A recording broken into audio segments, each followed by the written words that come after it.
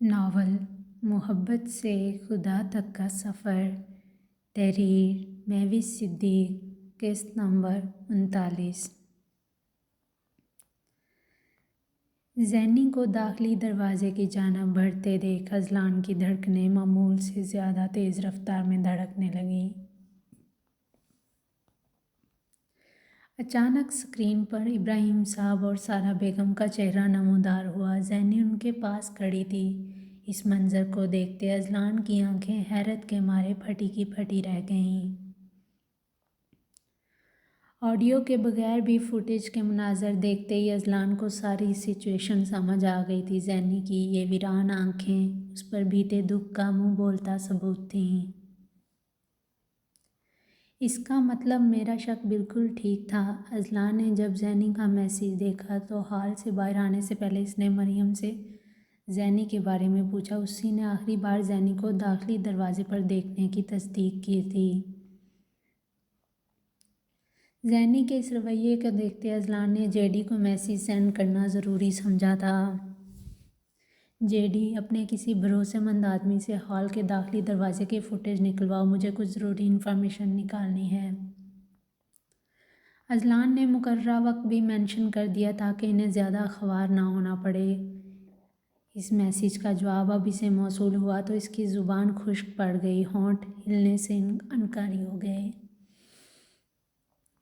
Azlan کو زینی کی ابتر حالت پر ترس آ رہا تھا۔ اذلان سے محبت کرنے کی وجہ سے زینی اپنے قریبی رشتوں سے محروم ہوگی، یہ سوچ اس کی آنکھوں میں ڈھیروں آنسو لانے کا موجب بن چکی تھی۔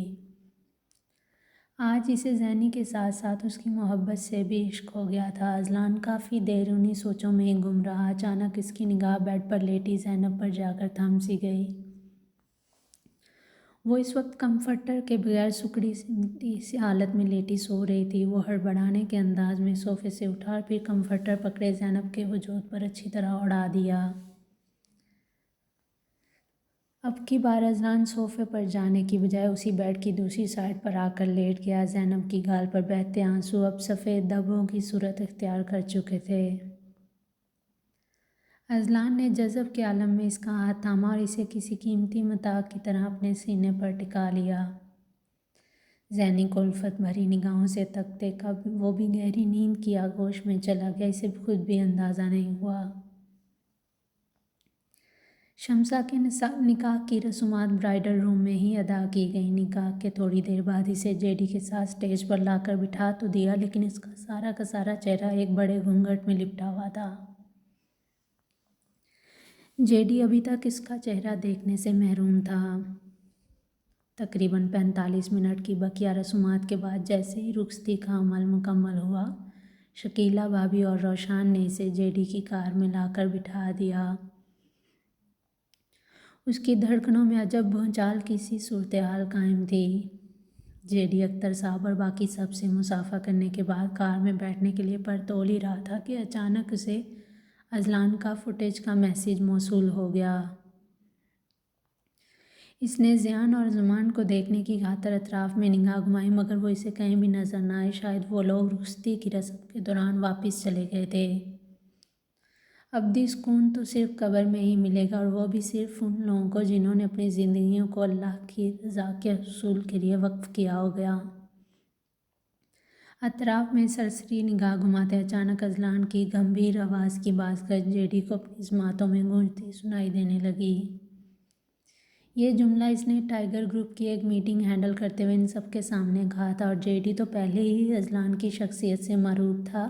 یہ بات سن کر اس کے دل میں اذلان کے لیے عزت مزید بڑھ گئی۔ وہ اس کی کہی ہر بات کو من تسلیم کیا کرتا تھا۔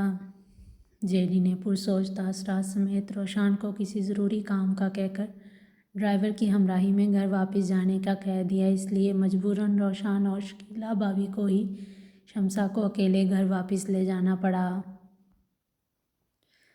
اذلان سر، میں اپنے گروپ کے علاوہ اور کسی پر بھروسہ نہیں کر سکتا، جے ڈی نے دل ہی دل میں سوچتے ہوئے اپنے قدم ہال کے مین آفس کی جانب بڑھا دیے۔ وہاں جاتے ہی اس نے مینیجر سے آج کی فوٹیج کا مطالبہ کیا۔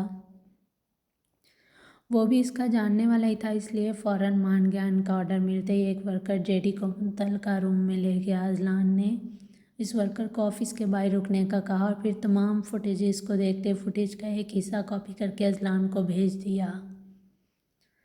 کام مکمل ہوتے ہی وہ سورج سے ڈرائیو کرتا واپس گھر کی طرف روانہ ہوگا۔ پورا گھر سنہری روشنیوں سے مزین تھا۔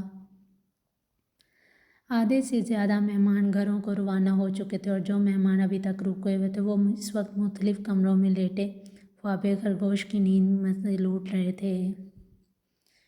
جیڈی نے گھر کے اندر آتے ہی طاہرانہ اطراف میں نگاہ گھمائی اور پھر اس کے قدم بے اختیار اپنے کمرے کی طرف بڑھ گئے جہاں دلہن بنی شمسا ہنوز اس کے آنے کا بھی ویٹ کر رہی تھی۔